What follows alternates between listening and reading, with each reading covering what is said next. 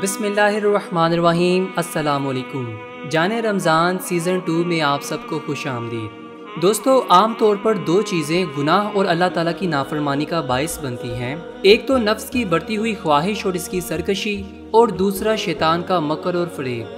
दोस्तों, शैतान इंसान का अज़ली दुश्मन है। वो ना सिर्फ खुद बल्कि अपने लाव लश्कर और चेलों की मदद से दुनिया में हर इंसान को दीन हक से गाफिल करने की कोशिश में लगा रहता है। मगर रमज़ानुल मुबारक की इतनी बरकत और फजीलत है कि शैतान को इस माह मुबारक में जकड़ दिया जाता है।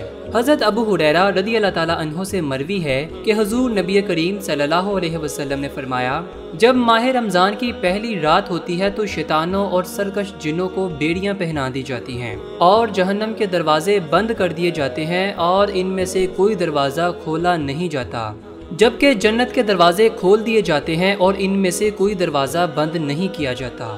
एक मुनादी पुकारता है, ए तालिबे खैर आगे आ, ए शर के मुतलाशी रुक जा। अल्लाह ताला कई लोगों को जहन्नुम से आज़ाद कर देता है और माह रमज़ान की हर रात यूं ही होता रहता है।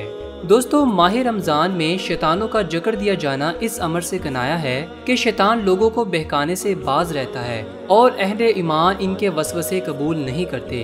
इसकी वजह यह है कि रोज़े के बाइस हैवानी कुव्वतें जो गज़ब और शहवत की जड़ हैं वो मगलूब हो जाती हैं। दोस्तों, गज़ब और शहवत ही बड़े बड़े गुनाहों का बाइस होते हैं। इसके बरक्स कुव्वत अक़लिया जो ताकत और नेकियों का बाइस है, रोज़े की वजह से कुवी होती हैं। जैसा कि हम मुशाहिदा करते हैं कि रमज़ान में आम दिनों की निस्बत गुनाह कम होते हैं और इबादत ज़्यादा होती है। शैतानों को जकड़े जाने की एक इलामत ये भी है कि गुनाहों में मुब्तला होने वाले अक्सर लोग रमज़ान में बाज आ जाते हैं और तौबा करके अल्लाह की तरफ रुजू करते हैं। पहले वो नमाज कायम नहीं करते थे, अब पढ़ने लगते हैं। इसी तरह वो कुरान मजीद की तिलावत और जिक्र की महफिलों में शरीक होने लगते हैं, हालांकि वो पहले ऐसा नहीं किया करते थे। पहले जिन गुनाहों में वो इलानिया मशगूल रहते थे, अब इनसे बाज आ जाते हैं।